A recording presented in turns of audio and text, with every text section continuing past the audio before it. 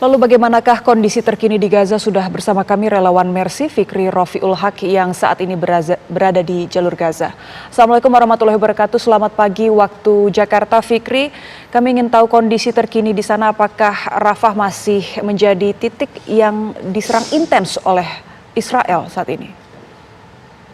Waalaikumsalam warahmatullahi wabarakatuh. Selamat malam waktu Gaza, Mas Ijul dan Mbak Ebony. Memang sampai detik ini pihak Zionis Israel masih terus melakukan serangan-serangan mereka ke berbagai titik yang ada di jauh Gaza. Update yang kita terima dari Kementerian Kesehatan, terdapat 16 pembantaian ya yang ada di jauh Gaza, sehingga mengakibatkan 123 warga meninggal dan juga 169 warga luka-luka dalam 24 jam terakhir. Artinya total terdapat 27.000 ya sejak 7 Oktober yang lalu, 27.585 warga yang meninggal ataupun syahid.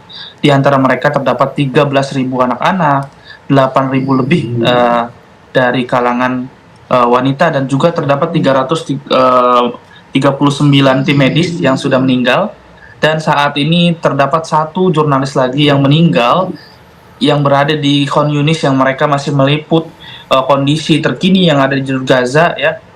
Kemarin kalau tidak salah satu jurnalis lagi meninggal, sehingga total wartawan ataupun jurnalis yang meninggal untuk saat ini dari 7 Oktober lalu terdapat 123 jurnalis. Dan korban luka-luka juga sudah mencapai 66.978, dan sekali lagi didominasi oleh anak-anak dan perempuan. Dan saat ini terdapat pasien penderita kanker, diabetes, dan penyakit jantung saat ini mengalami kekurangan obat-obatan, tentunya karena truk-truk bantuan masih terus dibatasi oleh pihak Zionis Israel. Dan tentunya saat ini jalur Gaza membutuhkan obat-obatan untuk masuk ke jalur Gaza untuk merawat korban-korban yang mempunyai penyakit-penyakit ya, bukan hanya mengobati warga luka-luka akibat agresi Israel, namun memang ada penderita-penderita kanker atau diabetes atau penyakit jantung yang memerlukan obat saat ini, dan mereka sangat kekurangan obat-obatan di jalur Gaza ini. Dan pejabat PBB pun mengatakan bahwa terdapat 100 truk setiap harinya masuk ke jalur Gaza. Namun yang sangat disayangkan pada agresi militer Israel ini ya, pada sejak 7 Oktober lalu, sebelum peperangan atau sebelum agresi militer ini, sebenarnya 500 truk bantuan itu masuk setiap hari ke jalur Gaza. Namun pada agresi ini hanya terdapat 100 truk saja yang masuk ke jalur Gaza, sehingga ini membuat krisis-krisis ya, yang terus terjadi yang ada di jalur Gaza, terutama rumah sakit kekurangan obat-obatan, kekurangan tim medis, kekurangan juga bahan bakar untuk menyalakan operasi rumah sakit itu sendiri ya. Bahkan sudah ada beberapa rumah sakit yang sudah berhenti beroperasi, yang namun sekali lagi, tapi ada kabar baiknya juga bahwa dari Kementerian Kesehatan juga mengatakan bahwa sudah ada beberapa rumah sakit yang bisa beroperasi di Gaza Utara, ataupun klinik-klinik kesehatan sebenarnya yang bisa dioperasikan oleh Kementerian Kesehatan Palestina di Gaza Utara. Tapi mereka tentunya membutuhkan bahan bakar dan juga obat-obatan yang masih belum cukup untuk menangani obat-obatan yang ada di Gaza Utara ataupun di seluruh jalur Gaza. Dari Organisasi Kesehatan Dunia ataupun WHO saat ini juga mengatakan bahwa tingkat penyakit menular ya yang ada di Gaza ini terus meningkat ya. Terdapat 700.000 warga yang terkena penyakit ya, di antaranya ada diare, infeksi saluran pernapasan ya, dan juga penyakit kulit, kudis, kutu air, cacar air, dan ada juga hepatitis dan juga penyakit kuning ya yang terjadi kepada masyarakat yang mengungsi yang ada jauh Gaza, karena tempat yang tidak memadai untuk mereka tinggal dan juga kurangnya air bersih ini menjadi penyakit-penyakit ya yang terus menjalar ke seluruh masyarakat yang ada di Gaza.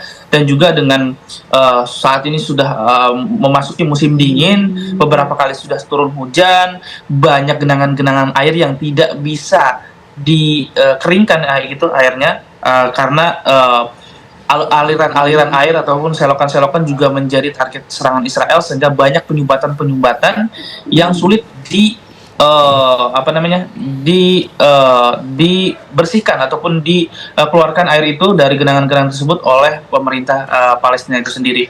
Dan bukan hanya saluran air, tapi tangki-tangki air bersih ya, juga menjadi target serangan Israel, sehingga sampai saat ini juga warga Gaza kesulitan untuk mencari bahan pangan, air bersih, dan juga obat-obatan.